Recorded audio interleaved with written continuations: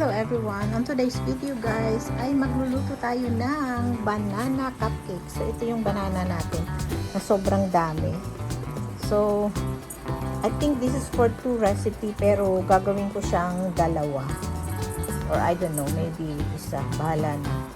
Tingnan muna natin guys. Okay? So ang mga ingredient natin ay syempre flour. Meron akong flour dito. Meron tayong sugar.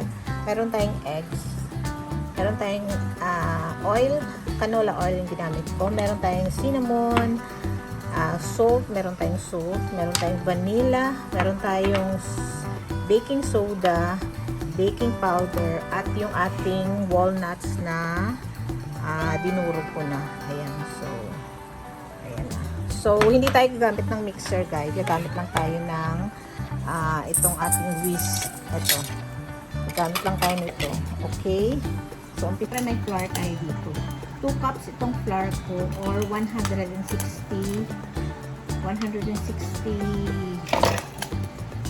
grams. So, kailangan anuhin natin, i-sift natin siya. Alright? So, i-sift muna natin siya. So, ayan. Kung wala kayong pang sift, so, haluin nyo na lang siya ng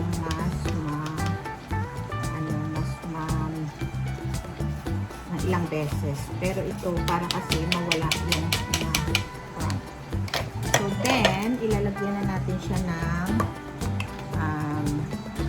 1.5 cups na 1.5 teaspoon ng baking powder. Ayan. So, baking powder. So, half. 1. And then, baking soda na isang teaspoon. Ayan. So, 1 teaspoon lang yung baking soda natin. Ayan. So, ako guys, pag nag-bake ako, very precise talaga ako mag-bake. So, kailangan ang ating then, yung salt natin ay half teaspoon lang yung salt natin. So, yung salt na ginamit ko ay ordinary salt lang with low sodium. Ayan. So, half. And then, yung cinnamon ay 1.5 teaspoon na cinnamon. So,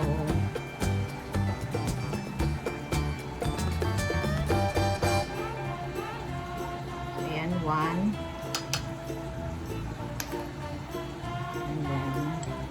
Passion. 1.5.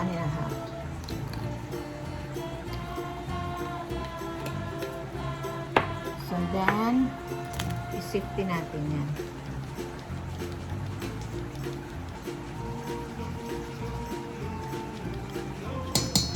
Wala namang buo-buo kaya hinalo. So then, haluin natin to. Halo-halo. So then, set aside natin to guys. So, dito na tayo sa ating wet ingredient. Ayan. So, wet ingredient na tayo guys. So, first ay, ano pa ba? Siyempre, itlog. Itlog muna. So, yung itlog kailangan room temperature. So, kung hindi room temperature ang inyong itlog, kung galing sa ref, ang gawin nyo ay, ilagay nyo lang siya sa water na medyo maligam-gam ng konti. Iwan nyo muna dyan ng how many minutes. So, yung egg natin ay 4 eggs. Okay. 4 eggs. Okay. So, then, natin siya.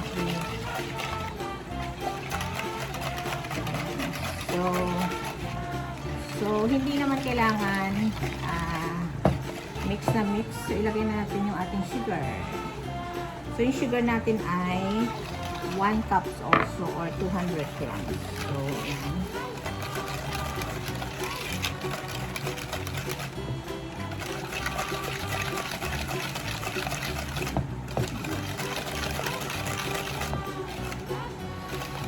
Ayan. So, hindi naman kailangan mix na mix. Then, ilagay na natin yung ating oil. Ang oil natin ay 200 ml. Ayan. So, yan. So, very easy and very quick. Hindi natin kailangan i-overcook ang ating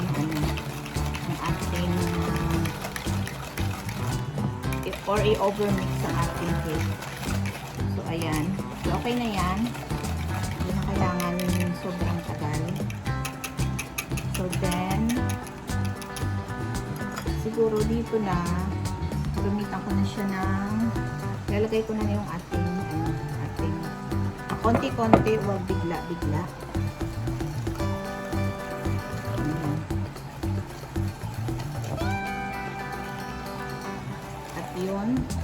Yung vanilla ko pala, hindi ko pa nailagay. So, lagay na natin yung vanilla. Yung vanilla is 1.5, pero mas madami, mas masarap. So, lagyan ko siya ng 2 teaspoon.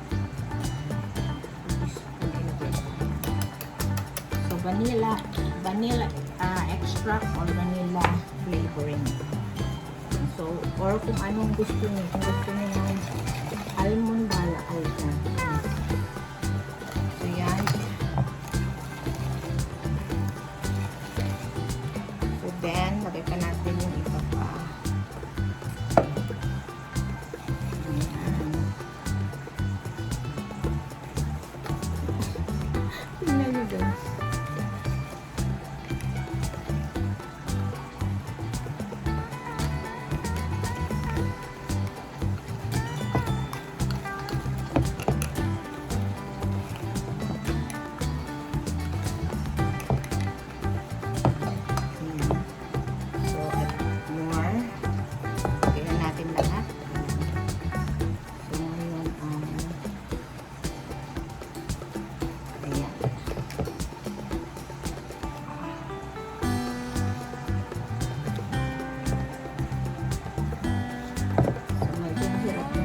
Halo, no? So, papalitan ko ng aking gagamit na ako ng ito. Kasi mahirap mag-mix gamit yan. So, yung gagamitin natin. So, ito ay okay na ito. So, mix lang ng mix. So, then now, ilagay natin yung ating eto, banana. So ngayon guys ay titimbangin natin yung ating banana. Tingnan natin kung gaano kadami. Pero 4 na banana po. So pwede nyo siyang durugin ng ng tinidor o kaya etong banana potato masher.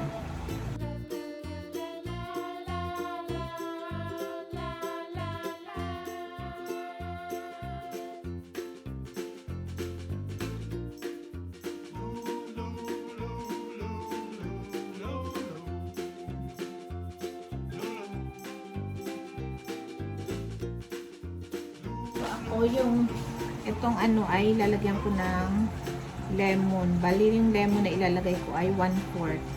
So bali half tapos 1/4. So ang idea nito guys para hindi mag-colored yung inyong pero pwede ring wala. So it's up to you. Tapos lalagyan ko siya kasi meron ako dito.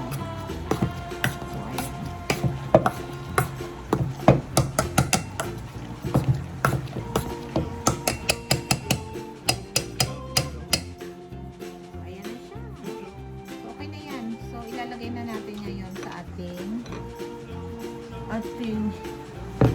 halong So, ano pa ba ang gagawin natin? So, ilalagay na natin yan.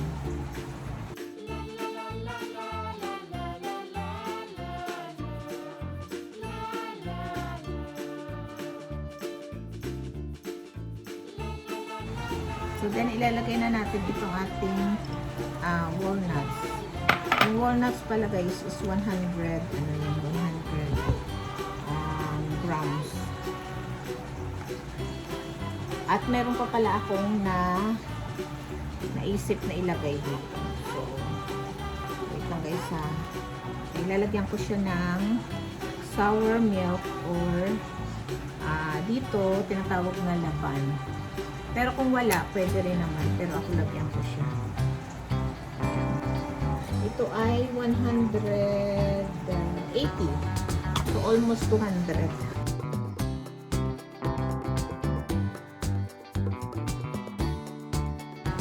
I-ano natin siya,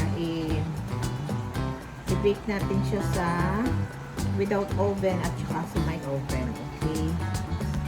So, ayan na yung ating ito na guys. So, yummy yummy. So, ngayon guys, gagamit ako nito. Ayan. So, ang temperature nito ay nasa 150 lang siya. So, medyo mabagal siguro ang pagluto dito, di ba? So, meron akong thermometer na lalagay dito. Ano ko kung makita nyo. So, ipapasok ko yung thermometer. Yung kumapasok. So, ito guys yung thermometer na nilagay ko. Para mabalaman ko kung ilan ang temperature. So, nakalagay dito is almost 200. Ewan ko kung ano to.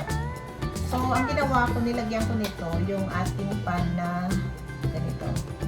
Walang tubig siya guys. Walang tubig. So, kasi nasa 200 na siya. At yung apoy ko pala ay sa number 4 lang. Hindi, kasi sobrang ano siya. Sobrang init pag sa number ano.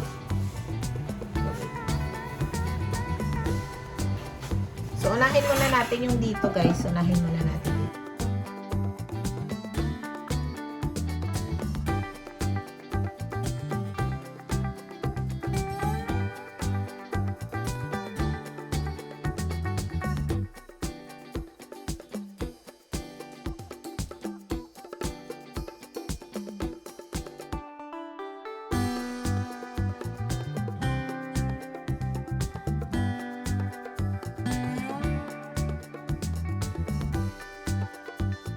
Here we go. Yan yung ating 20 minutes. So, I don't think so na okay. Well, it took like wala nang ano. So, ngayon guys, ipapakita ko sa inyo. Ito yung niluto natin dito. So, yung pagkagawa ko pala, ganyan pala guys. So, ipapakita ko sa inyo. So, ito ay may ganyan siya. Ayan, ganyan ang kanyang tsura. May ganyan. So, pero, kung wala kayong ganyan, may ganito kayo, yan. Pwede rin yan. Pwede rin yang gawin nyo. Hindi ko kasi ito nakita. Ito na yung last batch natin, guys. Galing sa oven. Ayan. Masarap. Ito kasi siksik na siksik. Hindi ito, plating pala. Malambutin pala.